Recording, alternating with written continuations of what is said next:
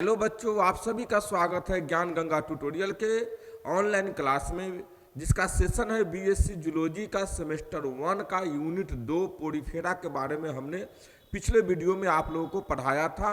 और आज उसके बचे हुए शेष भाग यानी पोरीफेरा का भाग 2 आप आज पढ़ोगे, जिसका मुख्य टॉपिक है स्पंज का नाल तंत्र। नाल तंत्र एक विशेष प्रकार का स्पंज में सिस्टम होता है जिससे अधिकांशतः काम यही करते हैं। आप सामने स्क्रीन पे 3 प्रकार की तस्वीर को देख रहे होंगे। पोरीफेरा का विस्तृत विवरण हमने वीडियो 1 में दिया है, आप जाकर उसको देखोगे।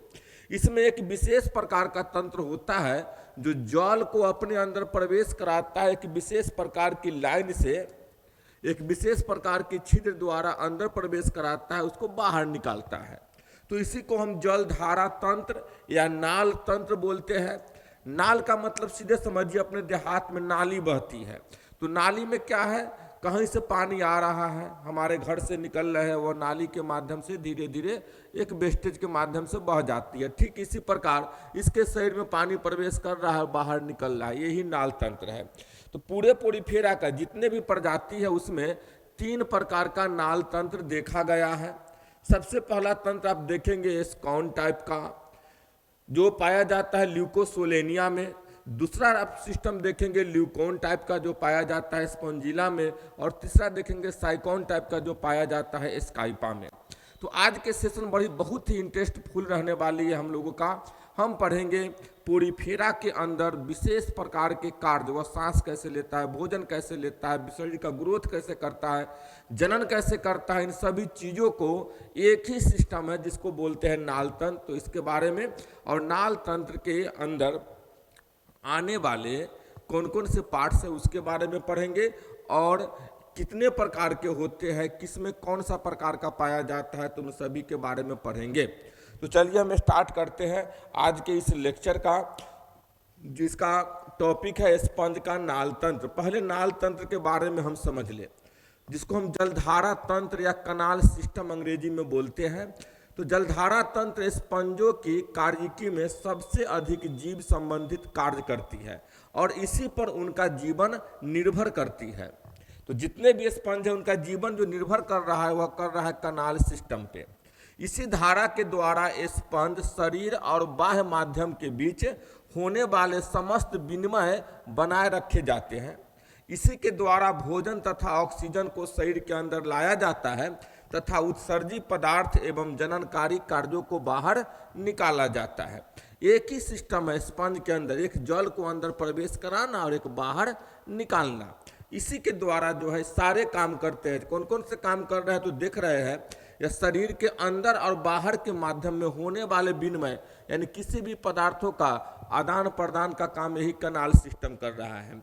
दूसरा है यह भोजन को ग्रहण करने का काम इसी से करता है, ऑक्सीजन को लेने का भी काम इसी से करता है, और जननकारी कार्यों का भी इसी से बाहर निकालता है। तो इस जीव के लिए काफी महत्वपूर्ण सिस्टम है। इसके आगे हम देखेंगे, ये देख रहे हैं, ये काफ़ी आप पढ़े होइएगा, इसकी तस्वीर को देखे होइएगा, हम पिछले वीडियो में भी दिखाए हैं।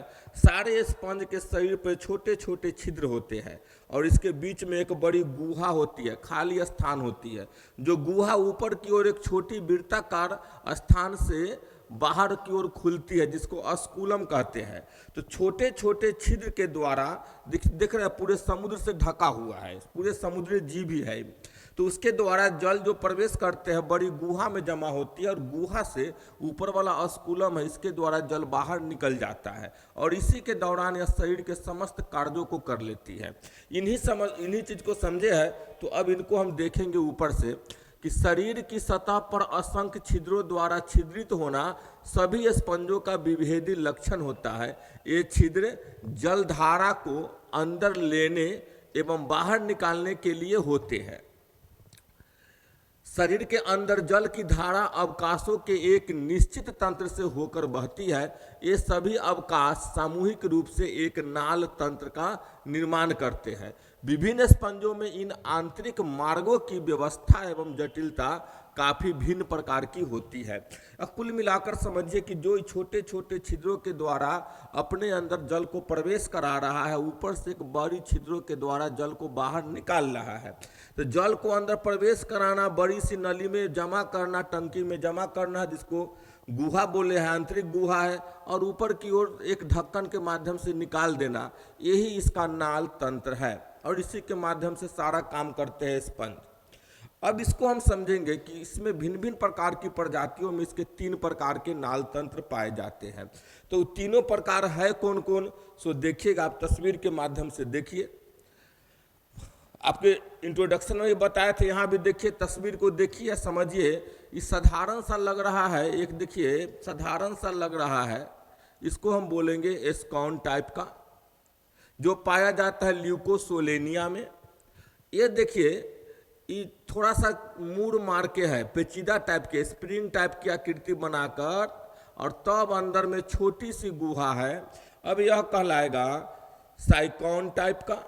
और सबसे अंतिम में देखिए, बहुत वृत्ताकार अलग अलग छिद्र है, इसका अलग अलग वृत्ताकार है, सबका चैनल एक दूसरे से जुड़ा हुआ है। यह कहलाएगा हमारा ल्यूकॉन टाइप का। तो याद करें कि स्पंज में कनाल सिस्टम 3 प्रकार के होते हैं, एस्कॉन, साइकॉन और ल्यूकॉन। फिर से 1-2 बार बोल लीजिएगा, एस्कॉन, साइकॉन और ल्यूकॉन। और यह काफ़ी ही महत्वपूर्ण रहने वाली है 2024-23 का जो आपका परीक्षा होने वाला है, 18 तारीख से जो हो रही है, उसके लिए सेमेस्टर 1 के फाइनल एग्जाम में यह काफ़ी महत्वपूर्ण रहने वाले हैं। इससे ऑब्जेक्टिव भी पूछे जा सकते हैं और सब्जेक्टिव तो पूछने का चांस लगभग है ही। अब चलिए हम एक एक का प्रकार पढ़ेंगे। अब समझेंगे कि एस्कॉन टाइप है क्या। यह तस्वीर को देखकर हमारे दिमाग में याद होना चाहिए कि यह तस्वीर जो है एस्कॉन टाइप का है। इसकी पहले फोटो को समझ लेंगे। इसके चारों तरफ का देखेंगे दीवाल है, इस चारों तरफ से एक दीवाल है। इस दीवाल में बहुत सारी कोशिकाएं हैं। ये लाल वाला जो देख रहे हैं बाहरी कोशिका है, ये जो बैगनी कलर का देख रहे हैं बीच वाली, हरा कलर का अंदर वाली। तीनों को हम 3 नाम से चिन्हित करेंगे। इसमें देखिएगा 3 नाम। सबसे बाहर वाला जो है उसको हम बोलेंगे पिनेकोडर्म, बीच वाले उत्तकों को बोलेंगे मीजेनकाइम, और सबसे अंदर वाले हरे वाला को बोलेंगे कोएनोडर्म। यह 3 डर्म है, 2 डर्म, एक बाहरी और एक भीतरी, बाहरी त्वचा और भीतरी त्वचा, और इसके बीच में है मीजेनकाइम। ये 3 परत को देख लिए हैं। अभी 3 परत को देखने के बाद इसके भीतर देखेंगे कि बहुत बड़ी खाली स्थान है। इस खाली स्थान को बोलेंगे स्पंजोसील, और इस खाली स्थान को चारों तरफ एक झालर लगी कोशिका है, यानी फ्लैजिलेटेड कोशिका जो है इसके चारों तरफ से घेरे हुए है, अस्तर किए हुए है। इसको हम बोलेंगे कोएनोसाइट या फ्लैजिलेटेड सेल है। और ये देखेंगे इसके तीनों को एक छिद्र बना दिया है, तीनों जगह कम है, एक छिद्र के माध्यम से बाहर खुल रहा है। इसको बोलेंगे डर्मल ऑस्टिया। हम जानते हैं कि स्पंज के पहली वीडियो में पढ़े थे, जो बाहर छोटे छोटे छिद्र दिखाई देते हैं इसको बोलते हैं ऑस्टिया, और ऊपर की ओर बड़े वृत्ताकार छिद्र होते हैं उसको बोलते हैं ऑस्कुलम। तो ठीक ऑस्टिया जो निकला है उत्तक से देखिए कैसे छिद्र करके निकला है, इसको समझ लीजिए। तो इस फोटो को 1-2 बार आप लोग अपने पेंसिल से और पेपर पे ड्रॉ कर लीजिएगा, बहुत कुछ समझ में आ जाएगा। अब फोटो ड्रॉ कर लिए है तो फिर थ्योरी लिखने में दिक्कत नहीं होगी। कभी भी पूछ सकता है, प्रश्न इस प्रकार से पूछ सकता है कि स्पंज में पाए जाने वाले कनाल सिस्टम का वर्णन करें, तो आप वर्णन कर लीजिएगा। देखिएगा यहाँ पे इसका वर्णन कैसे किया हुआ है लाइन बाय लाइन। आप हमारा नोट टेलीग्राम से डाउनलोड कर सकते हैं। उस टेलीग्राम पे सभी पॉइंट लिखे हुए हैं, उसी को हम पीपीटी के माध्यम से आपको हम बतला रहे हैं। तो एक एक नोट्स को देखेंगे, पढ़ेंगे, समझेंगे यहाँ पे कि ल्यूकोसोलेनिया में एस्कॉन प्रकार का नाल तंत्र पाया जाता है। ऑब्जेक्टिव यहाँ से पूछ सकता है कि ल्यूकोसोलेनिया में किस प्रकार का नाल तंत्र पाया जाता है, तो एस्कॉन टाइप का। इस प्रकार के नाल तंत्र में शरीर की सतह छोटे छोटे असंख्य छिद्रों द्वारा छिद्रित हो जाती है, जिन्हें अंतर्वादी छिद्र, इनकरेंट पोर या ओस्टिया कहा जाता है। अब देखेंगे इसके शरीर के बाहर में छोटे छोटे छिद्र है, इसी छिद्र को हम बोलते हैं ओस्टिया। समझ गए। दूसरा पॉइंट देखिएगा, ये छिद्र रंध्र कोशिकाओं के अंदर अवकाश होते हुए अड़िए रूप से मेजेनकाइम तक बढ़ जाते हैं और अंत में स्पंज गुहा में खुलते हैं। यह देखिए, ये छिद्र के बारे में कह रहा है, इसी छिद्र के बारे में कह रहा है जिसका डिस्कशन किया हुआ है पॉइंट में, कि यह छिद्र रंध्र में यानी बाहरी, यह रंध्र जो है छिद्र जो है बाहरी डर्म को यानी बाहरी परत को छेदते हुए, मेजेनकाइम को छेदते हुए अंत में चला जाता है स्पंजोसील में, तो स्पंजोसील में जाकर मिल जाता है।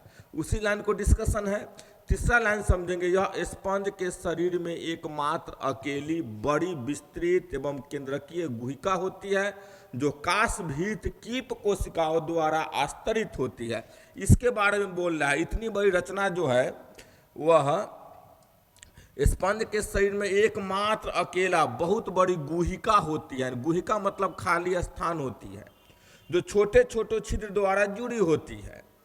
और इसके चारों तरफ देखिएगा, ये पीला वाला जो है यह कीप कोशिकाएं हैं और इसके मुख से यह फ्लैजिला निकला हुआ है। इतना समझ गए। अब नेक्स्ट पॉइंट को हम देखेंगे कि स्पंज गुहा एक संकरे वृत्ताकार छिद्र ऑस्कुलम द्वारा बाहर की ओर खुलती है। ये देखिए, यहाँ पे चौड़ा है, ऊपर की ओर जाकर संकरी हो जाती है और संकरी होकर एक वृत्ताकार छिद्र के द्वारा बाहर खुलता है, जिसको हम ऑस्कुलम कहते हैं। ऑस्कुलम प्रायः छोटे छोटे एकाक्ष सूकों द्वारा झालित रहती है। नाल तंत्र में बाहरी समुद्र का जल बहता है। अब यह क्या है, छोटे छोटे झाल और इसके ऊपर छोटे छोटे फिम्बरी निकले रहते हैं और यह नाल तंत्र में बाहरी समुद्र का जल बहता है। जो नाल तंत्र कहाँ से कहाँ तक नाल तंत्र हुआ, तो देख रहे हैं, ये बाहर से हो जाएगा हमारा ऑस्टिया, एपिडर्मल पोर से होते हुए स्पंजोसील और स्पंजोसील से ऑस्कुलम। इसमें जो जल बह रहा है, जल कहाँ का बह रहा है, तो बाहरी समुद्र का बह रहा है। इस लाइन को समझ गए होइएगा। अब अगली लाइन को समझेंगे कि कॉलर कोशिकाओं के कसाभों के स्पंदन द्वारा जल का प्रवाह किया जाता है। इसमें देखिए, कीप कोशिका, कॉलर कोशिका, क्वानोसाइट्स, ये सब एक ही है। अब कह रहा है कॉलर कोशिका में जो फ्लैजिला है यह स्पंदन करता है, जल में लहर को उत्पन्न करता है। जल में, तो जल में किसके जल में, स्पंजोसील के जल में, इसके अंदर जो जल है उसमें लहर को उत्पन्न करता है। इसके लहर उत्पन्न होने से इसमें वेव बनती है और जल बाहर की ओर निकल जाती है। तो छोटे छोटे छिद्र द्वारा जल प्रवेश करती है और ऑस्कुलम के द्वारा बाहर निकल जाती है। इसको निकालने में एक कीप कोशिका की फ्लैजिला का बहुत बड़ा रोल है। क्लियर है यहाँ तक। अब आगे देखेंगे कि जल के प्रवाह का दर मंद होती है, यानी इसमें जल जो प्रवाह हो रहा है काफ़ी धीमी हो रही है, क्योंकि चौड़ी स्पंज गुहा में जल की मात्रा इतनी अधिक होती है कि उसे केवल एक ऑस्कुलम द्वारा एक साथ बाहर नहीं धकेला जा सकता है। अब देखिए, सब जगह से जल आ रहा है, चौड़ी ऑस्कुलम है, इसमें स्पंदन के द्वारा इतनी वेव नहीं उत्पन्न की जा रही है कि एक गो से पूरा निकल जाए, यानी बहुत कम मात्रा में जल बाहर की ओर यहाँ पे निकलेंगे। क्यों कम मात्रा में बाहर की ओर निकलेंगे, क्योंकि इसका निकलने का रास्ता एक ही है और लहर अधिक है। तो जितना निकलेगा तब ना इधर से जल प्रवेश करेगा, क्योंकि जल प्रवेश ही नहीं करेगा, इधर से निकलेगा तेजी से, तब तो तेजी से लहर से जल अंदर की ओर बाहर की ओर जाएगा। लेकिन यह तेजी से निकल नहीं रहा है, इसलिए इसमें प्रवाह का दर जो है मंद होती है। नेक्स्ट पॉइंट देखेंगे कि जल की धारा निम्न मार्गों से समझा जा सकता है। इस कौन में जल की धारा कैसे बहते हैं उसको ऐसे समझा जा सकता है कि सबसे पहले जल प्रवेश करता है ऑस्टिया में। यहाँ पे देखें, सबसे पहले जल प्रवेश करता है ऑस्टिया में। देखिए, सबसे पहला जल कहाँ प्रवेश कर रहा है, ऑस्टिया में। ऑस्टिया से मेजेनकाइम को छिद्र करते हुए पहुंच रहा है स्पंजोसील में। ये पूरी रचना है स्पंजोसील। यहाँ से पहुँच रहा है स्पंजोसिल, और यहाँ पे जो ऊपर की ओर कॉलर बन रहा है, गर्दन बन रही है, इसको बोलते हैं एपोपाइल। तो ऑस्टिया से स्पंजोसिल, स्पंजोसिल से एपोपाइल, और एपोपाइल से सबसे बाहर जो मुख है वह अस्कुलम है, अस्कुलम के द्वारा बाहर की ओर निकल जाता है। यह था स्कॉन टाइप का स्पंज का नाल तंत्र। अब आप इसको समझ गए होइएगा। इसका नोट्स हमारे टेलीग्राम चैनल पर हिंदी माध्यम में उपलब्ध है, आप उसको भी पढ़ें। मुझे विश्वास है कि केवल पढ़ने से समझ जाएंगे। अगर फिर भी दिक्कत हो तो वीडियो को बार बार देखकर इसको क्लियर करें। नेक्स्ट हम देख रहे हैं साइकॉन टाइप। अब एक दूसरा प्रकार होता है जिसको हम बोलते हैं साइकॉन टाइप का। अब इस साइकॉन को पढ़ेंगे कि इस प्रकार का नाल तंत्र अत्यंत कॉमन प्रकार का होता है, यानी अत्यधिक पाया जाने वाला जो तंत्र है वह किस प्रकार का है, सबसे अधिक कौन सा पाया जाता है, तो साइकॉन टाइप का पाया जाता है। इनमें छिद्रों तथा नालों की अपेक्षा एक जटिल रंग पाई जाती है, और साइक्नोइड स्पंज जैसे स्काइपा और साइकॉन में यह पाया जाता है। इस दो को आप याद कीजिएगा कि साइकॉन टाइप का किस में पाया जाएगा, स्काइपा में और साइकॉन में पाया जाएगा। और यह स्कॉन से थोड़ी जटिल है। कैसे जटिल है, एक एक लाइन को पढ़ते चलेंगे, इस तस्वीर को समझते चलेंगे। साइक्नोइड स्पंज की भित्ति एक स्कोनोइड शारीरिक भित्ति का वलित रूप है। अब देखिए इसकी कोशिका भित्ति क्या है, वलित रूप है, यानी टेढ़ा मेढ़ा रूप है, वलन की जैसी आकृति बना रही है।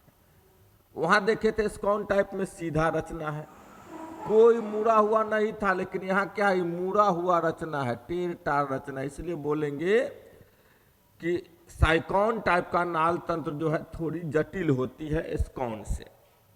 तो साइक्नोइड शरीर भित्ति में अड़िये नालों की अंतर्वाही तथा अड़िये दो प्रकार के होते हैं, परस्पर समांतर पाए जाते हैं। अब देखिएगा यहाँ पे इसको बोलते हैं हम साइक्नोइड शारीरिक भित्ति, यानी घूम गया, रिंग के टाइप के हो गया, तो यह भित्ति कहलाएगा साइक्नोइड। इसमें दो प्रकार के नाल पाए जाएंगे। एक देखिएगा यहाँ पे हो जाएंगे एक अड़िये नाल, ये देखिए एक यहाँ से यहाँ तक आया और यहाँ से यहाँ निकल जा रहा है, एक नली, इसको हम बोलेंगे अड़िये नाल। और एक देखिएगा अड़िये में ही यहाँ पे छोटे छोटे छिद्र, तो इसमें दो प्रकार के नाल है, एक सीधे आगे से पीछे की ओर निकल जा रही है और एक प्रत्येक रिंग में 2, 3, 4, 5 इस तरीके से छोटे छोटे डर्मल ऑस्टिया बना रही है। वाही छिद्र यानी डर्मल ऑस्टिया, देखिए ये जो बाहर से रिंग में जो छिद्र हुआ इसको बोले हम डर्मल ऑस्टिया, यानी अंतर्वाही छिद्र, या शरीर की बाहरी सतह पर पाए जाने वाले जो अंतर्वाही नाल में खुलते हैं, यानी शरीर के बाहर जो छिद्र पाया जाता है उसी को हम बोलेंगे डर्मल ऑस्टिया। ये नाल कास्भित होते हैं। देखिए यह नाल कैसा है, कास्भित है, यानी इसके अंदर खाली जगह है, क्योंकि इसका स्तर पिनेकोसाइट्स का बना होता है और ये आगम छिद्रों द्वारा अड़िये नाल में खुलते हैं। अब इसके स्तर देखिए कीप कोशिका जो उसमें पाया गया था यह बीच में पाया गया था, देखे थे चारों तरफ से स्कॉन में, इसमें अड़िये इसमें जो कीप कोशिका है देखिए इसी में छोटी छोटी कीप कोशिकाएं पाई जा रही है, इस अड़िये नाल में ही कीप कोशिकाएं पाई जा रही है। तो इसके में इसका नाल जो है कास्भित होती है। कास्भित का मतलब समझिए कि इस नाल में फ्लैजिला है, कसाब है। कास्भित मतलब कसाब, कसाब मतलब फ्लैजिला, तो इस नाली में ही फ्लैजिला है। फ्लैजिला का काम समझे कि स्पंदन करता है तो वाटर को लहर उत्पन्न करता है वाटर में ही, तो यह नाल कास्भित होते हैं। तो डर्मल ऑस्टिया से जुड़ा हुआ जो अड़िये नाल है यह कैसा है, कास्भित है, यानी गोलाकार नाल है जो कास्भित है। क्योंकि इसमें क्यों कास्भित है, इसमें पिनेकोसाइट्स यानी कीप कोशिकाएं होते हैं जो आगम छिद्रों द्वारा अड़िये नाल में खुलते हैं। जो आगे के छिद्र के द्वारा ये अड़िये नाल है, देखिए ये अड़िये नाल में खुलेंगे। दो प्रकार की नली इसमें अलग अलग पाई जाएगी। अब नेक्स्ट लाइन को देखेंगे, आगम छिद्र जिसको हम बोलते हैं पोरोसोपाइल। देखिए यही है प्रोसोपाइल, आगम छिद्र, यही आगम छिद्र है जिसको बोलते हैं प्रोसोपाइल। कि रंध्र कोशिकाओं के मार्गों का होना अभी स्पष्ट नहीं है, परंतु यह निश्चित है कि एक वयस्क स्पंज में शरीर भित्ति के अंतरकोशीय अवकाश होते हैं। यानी इसके बारे में स्पष्ट रूप से कहाँ से जल का प्रवाह कर रहा है, यह इसका सही अभी तक स्पष्ट नहीं हो पाया है। लेकिन एक वयस्क जब होंगे स्पंज तो उसके अंदर यह अड़िये नाल पाए जाएंगे। कीप कोशिकाओं द्वारा आस्तरित रहने के कारण नाल काशभित कक्ष होते हैं। अब देखिए ये जो कक्ष बने हैं इसमें कीप कोशिका से आस्तरित है। पीला वाला कोशिका को देखे थे इससे पहले भी, एक कोशिका है, इसके बाहर फ्लैजिला निकला हुआ है। इसको कोएनोसाइट्स भी बोलते हैं, कीप कोशिका भी बोलते हैं, कई नाम है। तो कीप कोशिकाओं से आस्तरित है यह अड़िये नाल, इसलिए इसको हम काशभित कक्ष भी कहते हैं। ये नाल आंतरिक ऑस्टिया या निर्गम छिद्रों द्वारा आंतरिक ऑस्टिया में खुलते हैं। अब देखिए यह नाल आगे जाएगा तो किस में खुलेगा, आंतरिक ऑस्टिया में खुलेगा। तो स्पंज गुहा एक सक्रिय काशभित गुहा होती है। इसमें स्पंज गुहा जो है स्कॉन टाइप में देखे तो बड़ी होती है, लेकिन इसमें बड़ी नहीं सक्रिय होती है और अकाशभित होती है, क्योंकि इसमें कोई पिनेकोसाइट्स नहीं पाए जाते हैं, कोई फ्लैजिला नहीं पाए जाते हैं। तो इसके स्पंजोसील में कोई फ्लैजिला नहीं पाए जाते हैं, इसलिए यहाँ कहा गया कि स्पंज गुहा एक सक्रिय, पहली वाली चौड़ी थी स्कॉन में, इसमें देख रहे हैं सक्रिय है, अकाशभित गुहा है, यानी इसमें कोई भी फ्लैजिला नहीं है और एक बहिर्बाही छिद्र ऑस्कुलम द्वारा बाहर खुलती है। इनमें कहीं कोई काशभित कोई फ्लैजिला नहीं है और यह बाहर की ओर एक ऑस्कुलम के द्वारा खुलती है। तो इस साइकोन प्रकार का नाल तंत्र अत्यंत जटिल प्रकार का होता है और इस तंत्र में जल धारा का मार्ग इस प्रकार है। अब देखिए इसमें जल धारा कहाँ से कहाँ बह रहा है। सबसे पहले जल प्रवेश करता है डर्मल ऑस्ट्रिया में, यहाँ देखिए डर्मल ऑस्ट्रिया में उसके बाद प्रवेश करेगा इनकरेंट कनाल में। अब देखिए यहाँ से जाने के बाद कहाँ प्रवेश किया, इनकरेंट कनाल में, दो तरफ से जल आ रहा है। उसके बाद चला जाएगा पोरोसपाइल में, ये जो देखिए यहाँ से प्रवेश किया और यहाँ से प्रवेश किया, ये सब इसी में प्रवेश कर रहा है पहले यहाँ से प्रवेश करने के बाद ये चला जाता है पोरोसपाइल, ये पोरोसपाइल वाली भाग में, और पोरोसपाइल से फिर चल जाता है रेडियल कनाल में। अब देखिए इस पोरोसपाइल से होते हुए कहाँ चल जाएगा, रेडियल कनाल में, इस वाली कनाल में जहाँ फ्लैजिला लगा हुआ है। इसके बाद जाएगा एपोपाइल में। अब देखिए एपोपाइल ये वाली भाग है, ये वाला भाग एपोपाइल है। अब एपोपाइल फिर किस में जुड़ा हुआ है, स्पंजोसील में भी जुड़ा हुआ है। देखिए एपोपाइल से चला जाएगा स्पंजोसील में, ये स्पंजोसील में आ गया और यहाँ से जल ऑस्कुलम के द्वारा बाहर निकल जाएंगे। तो यह था साइकोन टाइप का कनाल सिस्टम। अब हम सबसे लास्ट देखेंगे, बस लास्ट हमारा है। तो ल्यूकॉन टाइप का आप तस्वीर देख रहे हैं, तीनों टाइप कम से कम याद रखिएगा, स्कॉन, साइकोन और ल्यूकॉन। स्कॉन में एक ब्रॉड यानी काफी चौड़ा स्पंजोसील होती है। साइकोन में रेडियल होते हैं, गोलाकार होते हैं, उस रेडियल में कीप कोशिकाएं होती है, सक्रिय नैरो स्पंजोसील होती है। स्कॉन ल्यूकॉन में समझेंगे कि इस प्रकार का नाल तंत्र अधिक वैलन के कारण साइकोन प्रकार के तंत्र से भी जटिल प्रकार का होता है। तो सबसे जटिल कौन हो गया, ल्यूकॉन। इससे कम जटिल कौन हो जाएगा, तो साइकोन। और इससे सबसे सिंपल कौन कहलाएगा, तो स्कॉन कहलाएगा। तो सबसे जटिल जो होती है वह ल्यूकॉन होती है। क्यों होती है, क्योंकि इसमें अधिक वैलन पाई जाती है, यानी अधिक वैलन। देखिए अधिक रिंग वाली रचना है, उसमें कम रिंग था, इसमें अत्यधिक रिंग वाली रचना है, इसलिए यह सबसे जटिल होती है। इसमें स्पॉन्जिला या यू स्पॉन्जिया इत्यादि में पाया जाता है तथा ल्यूकनाभ स्पंजों का लक्षण होता है। अब यह टाइप का पाया किस में जाएगा, तो स्पॉन्जिला में पाया जाएगा या यू स्पॉन्जिया में पाया जाएगा। और यह किसका लक्षण है, तो ल्यूकनाभ स्पंज का यह लक्षण है, ल्यूकॉन टाइप का। तीसरी पॉइंट को पढ़ेंगे, समझेंगे कि इसमें कास्भित कक्ष तथा छोटी और गोलाकार गुहिकाएं पाई जाती है जो कोष न कीप कोशिकाएं। देखिए कोष को कीप कर लीजिएगा, आपके नोट में भी गलत लिखा होगा यहाँ पे, क्योंकि वहीं से है, टाइप यहाँ गलत हो चुका है। तो जो कीप कोशिकाओं से आस्तरित होती है। अब आप देखिएगा छोटी बड़ी बहुत सारी गोलाकार गुहिका है इसमें।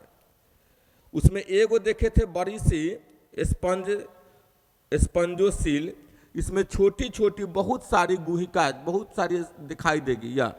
और इसमें देखेंगे ये जो रचना अंदर वाला है कीप कोशिका है, तो छोटी छोटी गोलाकार कोशिकाओं के अंदर जो है छोटी छोटी गोलाकार कक्ष के अंदर कीप कोशिकाएं हैं, सब भरे हुए हैं इसमें, तो उसी से आस्तरित रहती है।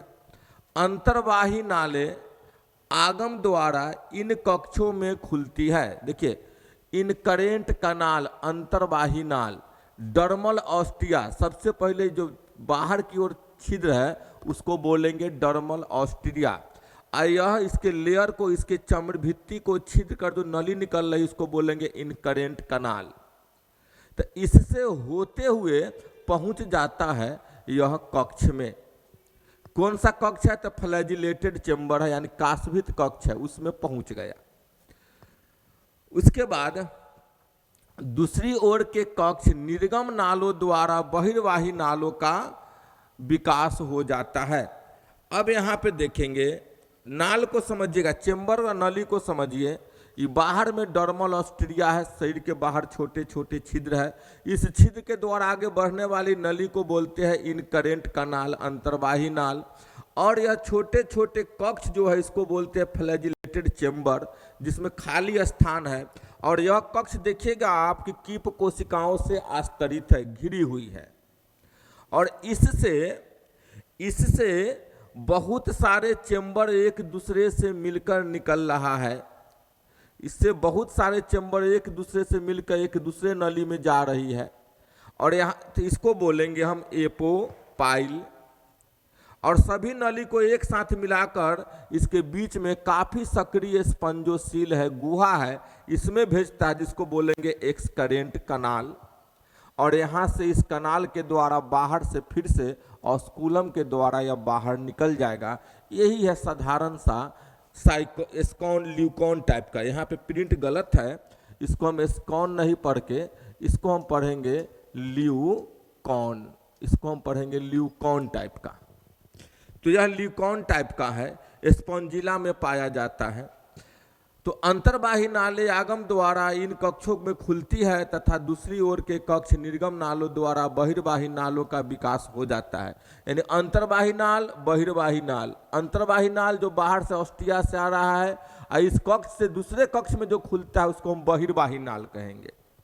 और सबसे अंतिम में बहिर्वाही नाले जो है ऑस्कुलम द्वारा बाहर की ओर खुलती है। इस प्रकार के नाल तंत्र में जलधारा मार्ग निम्न प्रकार के, बस यही इसका सिस्टम है। इसमें जल कैसे कैसे प्रवेश कर, कैसे कैसे आगे की ओर बढ़ेंगे, तो देखेंगे सबसे पहले जल जाएगा डर्मल ऑस्ट्रिया में, डर्मल ऑस्ट्रिया जो बाहर की छिद्र है। इसके बाद जाएगा इनकरेंट कनाल में, जो इससे एक चेंबर बढ़ा हुआ है, इस चेंबर के द्वारा आगे की ओर बढ़ जाएगा। उसके बाद पढ़ेंगे पोरोसोपाइल में, तो पोरोसोपाइल देख रहे हैं। इसके बाद बहिर्वाही नाल जिसको बोलते हैं पोरोसोपाइल, या पोरोसोपाइल में प्रवेश करके एक दूसरे चेंबर से जुड़ जाएंगे। पोरोसोपाइल से फ्लैजिलेटेड चेंबर में चला जाएगा, यह चेंबर को बोलेंगे फ्लैजिलेटेड चेंबर। और फ्लैजिलेटेड चेंबर से एक्सकरेंट कनाल में जाएंगे। अभी देखिए ये सब एक्सकरेंट कनाल है, बहिर्वाही नाल है, इससे प्रवेश करके ऑस्कुलम के द्वारा बाहर की ओर निकल जाएंगे। देखिए एक्सकरेंट कनाल के द्वारा चला गया कहाँ पे, ऑस्कुलम, ऑस्कुलम से जल बाहर की ओर निकल गए। तो यह 3 प्रकार थे हमारा स्पंज का नाल तंत्र, जो हमारा यहीं पे समाप्त हुआ है, इससे प्रश्न पूछे जाए तो आप आसानी से हंसते हंसते इसका उत्तर दे दीजिए। फिर मिलते हैं हम अगले वीडियो में, जो यूनिट 3 स्टार्ट करेंगे, जिसका नाम होगा सीलेंट्रेटा।